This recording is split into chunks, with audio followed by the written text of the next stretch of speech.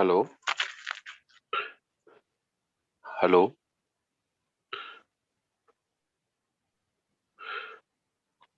Good afternoon class.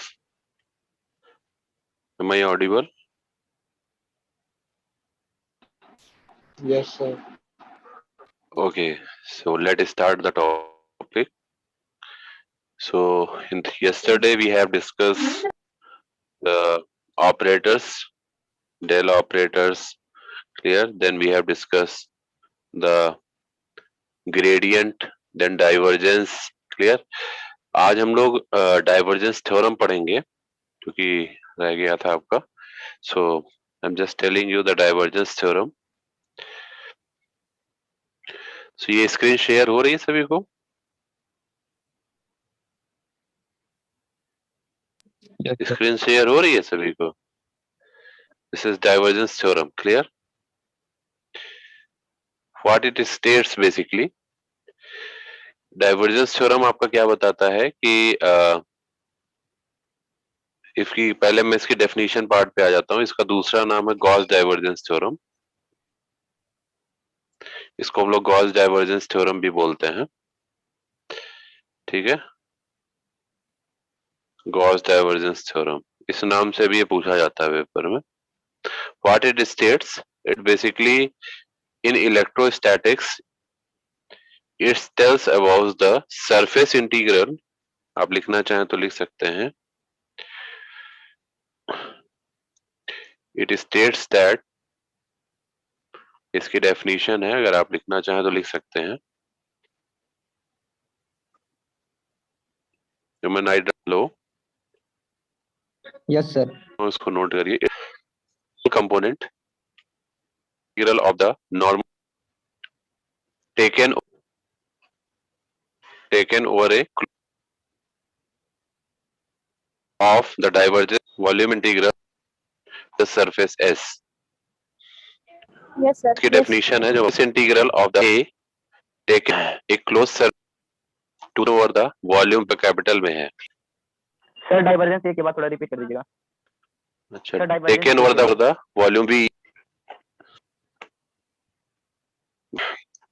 जाइएगा जरा सा, उसको आप लोग double integration a dot D S divergence of A dot पे आपको एक मेरा ये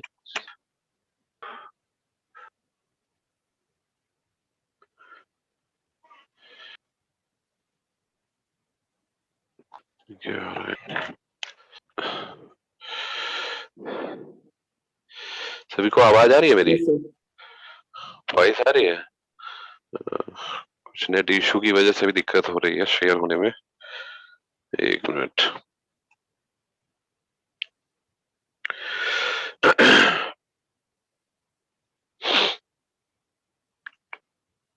ओके, अभी दिख रहा है ये पेज सभी को? Page is visible? Yes, sir. Page दिख रहा है सभी को? हाँ, तो मैं इसमें क्या बता रहा था, देखिए अब इसका मैं मैथमेटिकल एक्सप्रेशन बता रहा हूँ आपको. Mathematical expression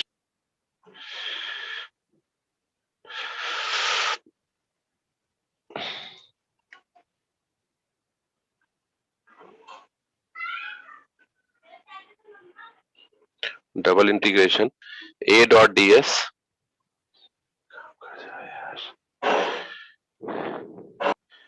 is equal to triple integration. System slow हो रहा है एक्चुअली, इस वजह से ये रिस्पॉन्ड लेट कर रहा है. Triple integration divergence of A dot dv, divergence of A dot, इसको हम लोग प्रूफ करेंगे, ठीक है ना. We will just prove it, ठीक है. अब प्रूफ करने का दो तरीका है. एक तो है डिस्क्रिप्टिव टाइप अप्रोच है, ठीक है, कॉन्सेप्चुअली है, और एक आपका है जो उसमें पूरा मैथमेटिक्स यूज होगी, ठीक है. तो हम दोनों मेथड आपको बता देते हैं, ठीक है. This is your divergence theorem.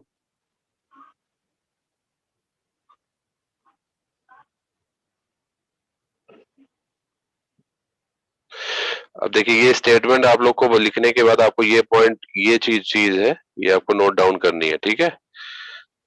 ये आपको नोट डाउन करनी है। बाकी पहले मैं इसका प्रूफ जो बताने जा रहा हूं आपको, फर्स्ट जो प्रूफ है इसका, तो हम एक क्लोज सरफेस ले रहे हैं। We have taken a close surface, ठीक है।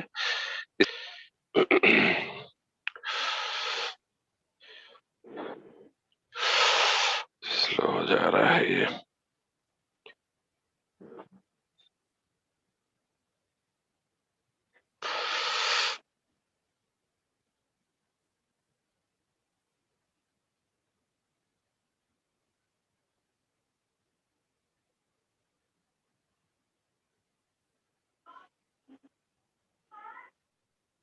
ठीक है, अब इसका हम प्रोजेक्शन ड्रॉ करेंगे थोड़ी डिस्टेंस पे, ठीक है।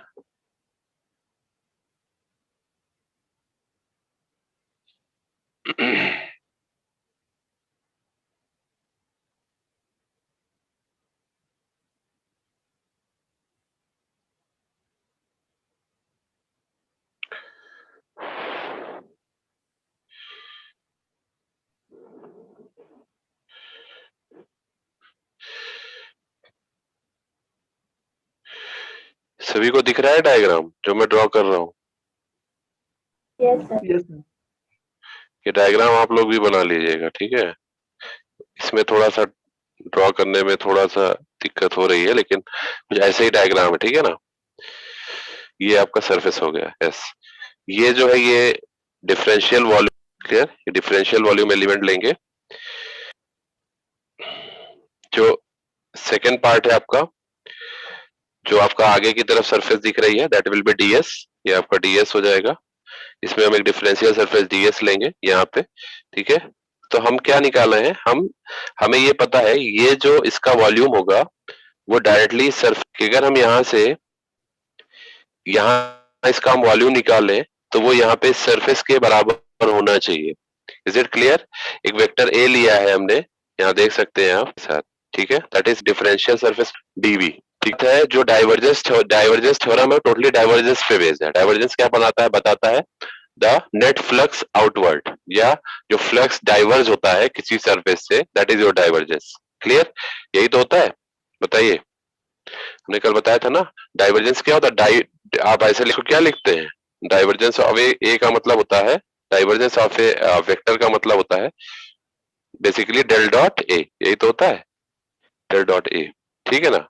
इसका क्या मीनिंग है डेल डॉट ए का? डेल डॉट ए का मतलब होता है कि जब फ्लक्स जो हमारा आउटपुट आ रहा है डाइवर्ज हो रहा है सरफेस से, क्लियर, तो इसी को हमें कैलकुलेट करना है, ठीक है। इस थ्योरम को हम कैसे वैलिड मतलब प्रूव करेंगे, देखिए प्रूव करने का तरीका ये है कि हम पहले इस वॉल्यूम इंटीग्रल के थ्रू चलेंगे। वॉल्यूम के लिए इस क्यूबिक वॉल्यूम को हम पहले कैलकुलेट करेंगे, फिर हम डिफरेंशियल सरफेस के लिए कैलकुलेट करेंगे। और ये हमको पता है, ये डॉटेड लाइन से आपको दिख रहा है, ये दोनों चीजें आपस में बराबर आएंगी, ठीक है। तो अगर हम बात करें, यहाँ लिखेंगे आप लोग, late us consider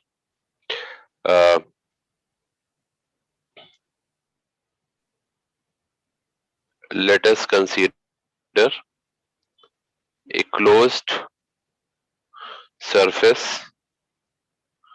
S of any arbitrary shape,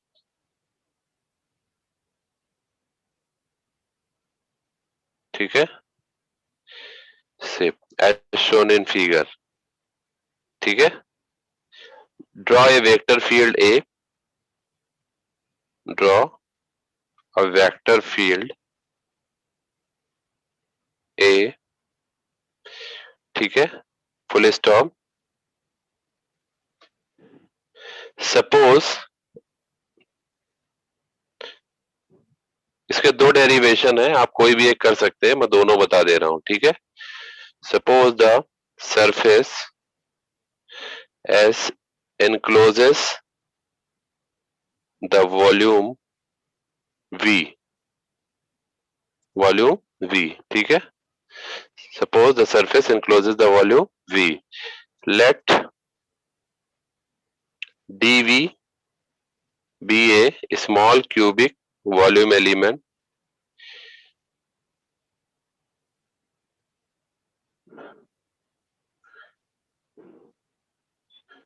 small cubic volume element. So the flux diverging from this element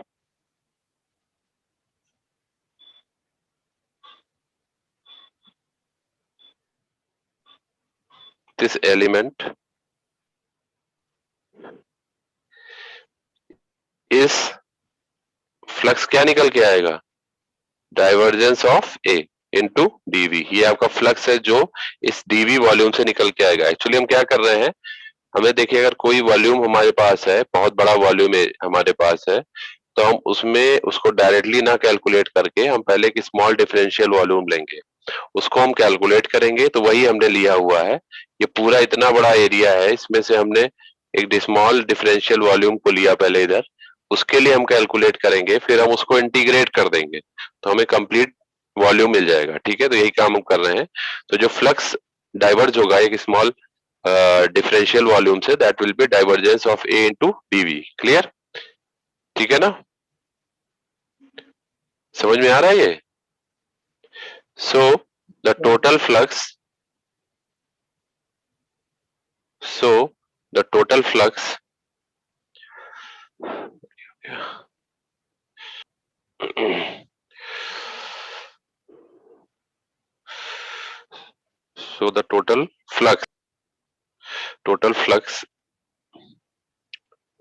diverging per unit volume या coming out of the entire volume,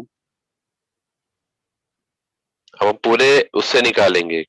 अभी हमने स्मॉल लेंथ के लिए, small volume के लिए देखा था, अब हमें ये पता चल गया कि कितना फ्लक्स एक स्मॉल वॉल्यूम से निकल रहा है। सो हम टोटल फ्लक्स अगर निकालें coming out from entire volume, coming out of entire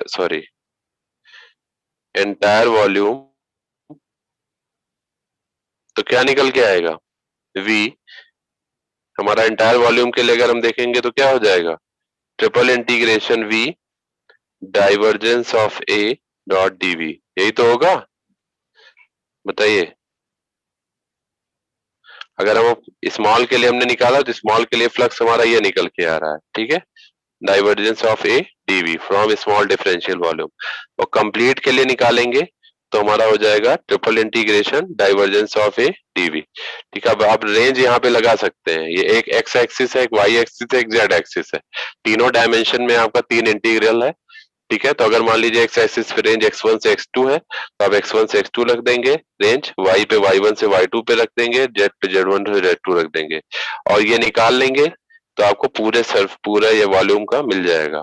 ठीक है, क्लियर? तो इसको हम लोग इसको आप क्या कर सकते हैं, this is your equation number 2 कर दीजिए, क्योंकि पहले वाला हमारा यहाँ इक्वेशन नंबर 1 था, इसको इक्वेशन नंबर 2 कर दीजिए। ठीक है, क्लियर है? आगे बढ़े? Yes sir. ठीक है, अभी हम एक अप्रोच और बताएंगे, अगर आपको वो आसान लगे तो आप उसको भी फॉलो कर सकते हैं। वैसे ये ज्यादा इजी है क्योंकि इसमें ज्यादा मैथमेटिक्स इन्वॉल्व नहीं है, इसमें कॉन्सेप्चुअल है ये थोड़ा सा। ठीक है ना, लेकिन दूसरे वाले में मैथमेटिक्स है। तो लेट अस नाउ कंसीडर, इसमें आपको ये स्टेटमेंट सारे लिखने पड़ेंगे अगर इसके थ्रू आप करते हैं तो। कंसीडर ए स्मॉल एलिमेंट, अब हम वॉल्यूम वाला पोर्शन हमारा ओवर हो गया, अब हम किधर की तरफ आएंगे, राइट साइड जो हमने सरफेस बनाया था उसका प्रोजेक्शन जो सरफेस वाला दिखाया था, अब उसको उसके बराबर दिखाना है ना। कैसे बराबर, let us now consider a small element of area ds, ठीक है, upon the surface s। Clear? ठीक है, upon the surface s, let n vector be the outward drawn normal upon ds,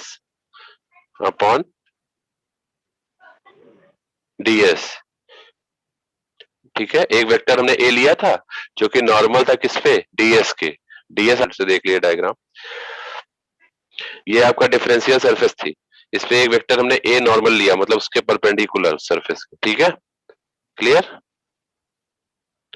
and theta is the angle between a and n. N क्या है? ये N क्या है? Direction है, ठीक है, जिस डायरेक्शन में प्रोजेक्शन है, ठीक है।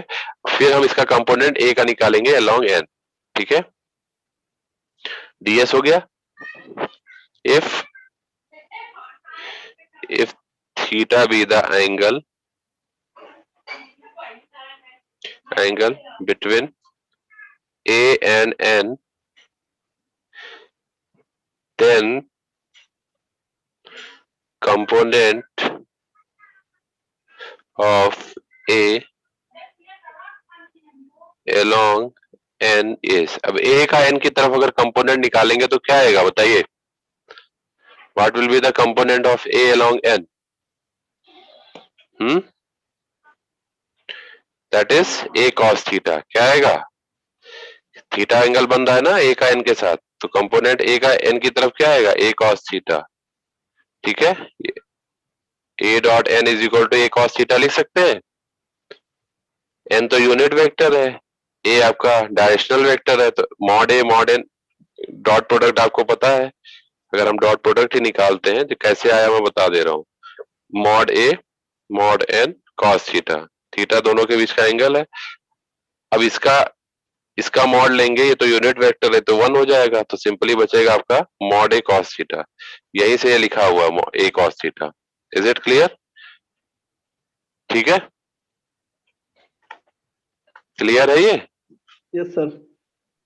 ठीक है। इसके बाद नेक्स्ट जो लाइन आएगी, the flux of A through the surface element ds।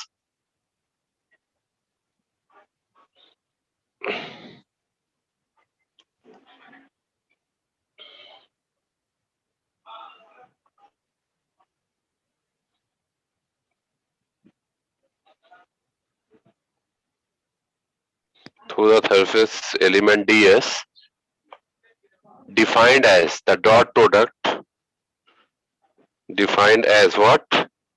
Defined as the dot product of the normal component of A and the area ds. That is what? That is A dot n, ठीक है। A dot n आपको दिख रहा है यहाँ पे, dot ds dot ds। इसको हम लोग क्या लिख सकते हैं? A जो होगा वो क्या हो जाएगा? ठीक है, हेलो, आवाज आ रही सभी को? Yes sir. ये आ जाएगा A डॉट ds, ठीक है। अब आप देखिए, so total flux through the entire surface S is, क्या हो जाएगा? Total flux through entire surface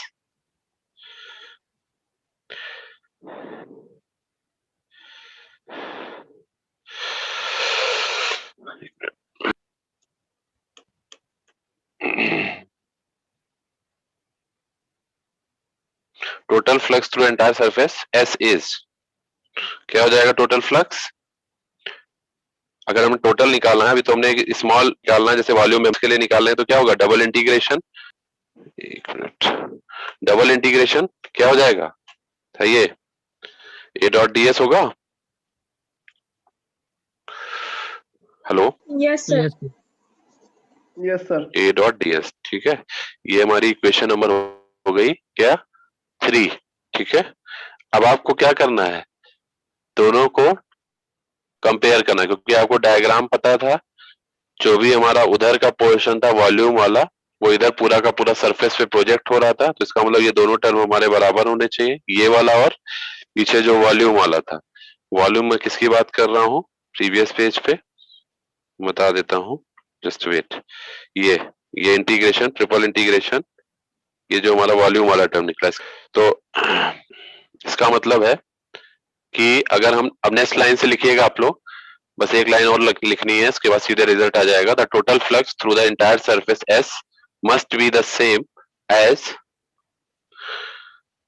the total flux and through the entire surface S must be same as the total flux diverging from the volume V enclosed by the surface S. So equation 2 and 3 are equal. Equation 2 and 3 are equal. ठीक है, 2 और 3 दोनों equal होंगे, तो equal होने का मतलब क्या हो गया, नेक्स्ट पेज पे आता हूं, तो हमारा जो वॉल्यूम इंटीग्रल है वो सरफेस इंटीग्रल के बराबर हो जाएगा। कहने का मतलब है, इधर मैं सरफेस लिख देता हूं, A dot D S is equal to हो जाएगा volume integral divergence of A dot DV. ठीक है, divergence of A dot DV, तो यही हम लोगों ने निकाला था। ठीक है, यही हम लोग को प्रूफ करना था, वॉल्यूम इंटीग्रल के बराबर होता है इनटू डीवी। क्लियर, क्योंकि आप उसमें क्लियर सकते हैं इनटू डीवी। क्लियर हो रहा है ये? बताइए। ठीक है, तो एक तो ये मेथड हो गया डेरिवेशन का, आंसर देखिएगा। ठीक है, किसी को कोई डाउट है अभी तक तो पूछ लीजिए, नहीं तो आगे शुरू करें अल्टरनेटिव प्रूफ। तो we have now another netting, हो सकता है थोड़ा आपको इजी भी पड़े, क्योंकि इसमें स्टेटमेंट इतने नहीं लिखने हैं। सीधे हम क्या करेंगे वो भी बता देते हैं अभी हम किसी एक साइड को, जैसे आप लोग मैथमेटिक्स में करते हैं, LHS बराबर RHS प्रूफ करने की कोशिश करते हैं। हमारे पास इक्वेशन होती है, तो हम एक साइड को प्रूफ करते हैं दूसरे साइड के बराबर, मतलब जैसे ये आपकी इक्वेशन दी हुई है। ठीक है, इसको आप ऐसे भी लिख सकते हैं, डाइवर्जेंस को हम del dot A into DV ऐसे भी लिख सकते हैं। ठीक है ना, तो तीनों चीजें सेम है। हाँ, तो मैं क्या कह रहा था कि इसको हमें अल्टरनेटिव प्रूफ करना है, तो मतलब हम ये करेंगे कि हम इसको लेके चलेंगे और इससे हम ये सरफेस इंटीग्रल को प्रूफ कर देंगे। Is it clear? ये बात समझ में आ रही है? तो हम RHS से LHS को प्रूफ कर देंगे। ठीक है ना? क्लियर? ठीक है, Yes, sir. ये थोड़ा सा आपको अच्छा सही भी लगेगा, क्योंकि इसमें पूरी मैथमेटिक्स से थियरी का पार्ट नहीं है। तो आप इसको करना चाहे इसको भी कर सकते हैं, जो मेथड आप फॉलो करना चाहे कर सकते हैं। लेकिन अगर पहला वाला करेंगे तो उसमें थियरी का पार्ट लिखना पड़ेगा, ये ध्यान रखिएगा, उसमें स्किप नहीं कर सकते आप। ठीक है, तो इसको देखिए करने का तरीका क्या है, हम वॉल्यूम इंटीग्रल से शुरू करेंगे। तो let us take what RHS, that is right hand side. Right hand side क्या है आपका? Volume integral del dot A into DV, यही तो है, बताइए, यही है ना? यस अब सर। हम इससे शुरू करते हैं। शुरू क्या करेंगे इसमें, अब हम इसको ब्रेक करेंगे। ब्रेक कैसे करेंगे, देखिए इसको हम ऐसे लिख सकते हैं,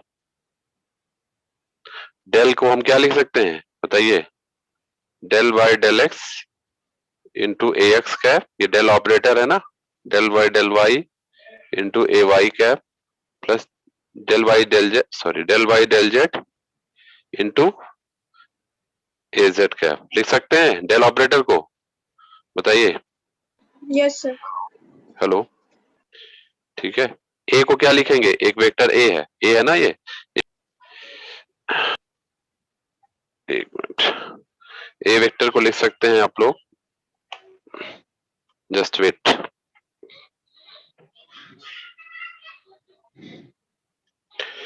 ए X cap A Y cap plus A Z cap. ठीक है,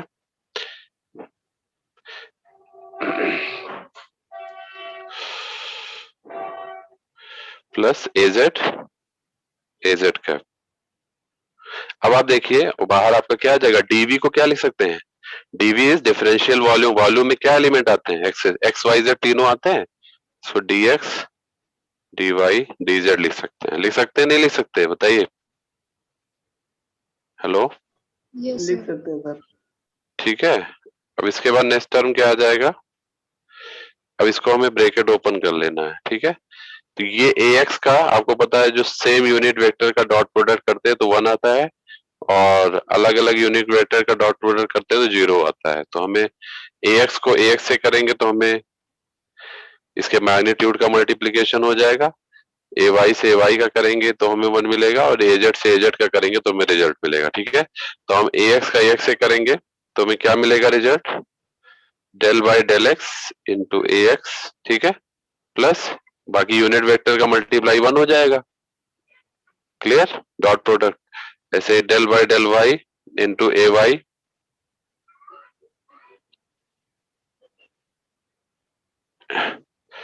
del by del Y into A Y plus del by del Z into A Z. ठीक है, और बाहर क्या आ जाएगा, डी एक्स डी वाई और डी जेड। क्लियर, अब हम क्या करेंगे, यहां तक समझ में आ गया होगा सभी को, यहां तक किसी को डाउट? Hello, Yes, sir. यहाँ यहाँ तक किसी No, को कोई sir. डाउट? No sir. कोई डाउट नहीं है। ठीक है, अब देखिए हमारे पास क्या है, तीन कंपोनेंट है। तीन कंपोनेंट क्या है, ds dy dz को भी आप साथ में लिख लीजिए। तो अगर ds dy dz को भी साथ में लिखेंगे तो क्या बन जाएगा, ये तीन कंपोनेंट में क्यों कह रहा हूं, देखिए एक कंपोनेंट आपका बनेगा del ax by del X dx dy dz plus दूसरा कंपोनेंट क्या बनेगा, del A Y by del Y dx dy dz। Third component क्या बनेगा, plus del A Z by del Z dx dy और dz। ये तीन component बनेंगे, बताइए, तीन कंपोनेंट बनेंगे। Yes sir. इसको हम ले लेते हैं फर्स्ट कंपोनेंट, इसको ले लेते हैं सेकंड कंपोनेंट, और इसको ले लेते हैं थर्ड कंपोनेंट। ठीक है, हम किसी एक के लिए अगर सॉल्व कर लें तो बाकी भी उसी तरह से आ जाएंगे। Are you getting my point? क्योंकि केवल क्या चेंज हो रहा है, कोऑर्डिनेट ही तो यहाँ ax आ जा रहा है, यहाँ ay आ जा रहा है, यहाँ az आ जा रहा है। तो आगे हम किसी एक के लिए सॉल्व कर लें, अगर मान लीजिए इस वॉल्यूम की पहले वाले की हम वैल्यू निकाल लेते हैं तो बाकी दो की भी उसी तरह आ जाएगी, बस ay के फॉर्म में आ जाएगा, उधर az के फॉर्म में आ जाएगा। क्यों, यही तो होगा। Yes sir. ठीक है, तो अब हम क्या करेंगे, हम पहले वाले कंपोनेंट को ले लेते हैं। Let us take the first component. ये जो फर्स्ट कंपोनेंट है इसको हम लोग ले लेते हैं, इस वाले को, उसके बाद इसको हम सॉल्व करते हैं। ठीक है, तो next come to the next page of this, next page पे आ रहा हूं मैं।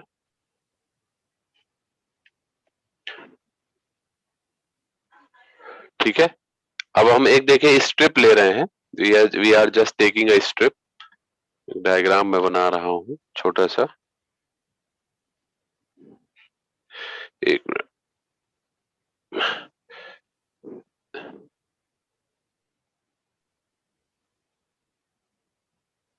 डायग्राम दिख रहा है सभी को, ये आपका एक्स एक्सिस हो गया, ये वाई एक्सिस हो गया, ये जेड एक्सिस हो गया।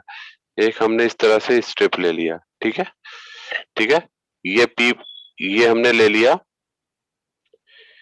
पॉइंट, एक पॉइंट हमने ले लिया यहां से आपका क्या, P1, और एक पॉइंट हमने ले लिया P2। ठीक है, एक पॉइंट हमने ले लिया P1 और एक पॉइंट हमने ले लिया P2। P1 के कोऑर्डिनेट हमने ले लिए x1 y1 z1, x1 y1 z1, और P2 के कोऑर्डिनेट्स ले लिए x2 y2 z2। ठीक है ना, क्लियर। अब क्या है, इधर की जो डिफरेंशियल सरफेस है ये ds1 हो गई, और इधर की डिफरेंशियल सरफेस हो गई ds2।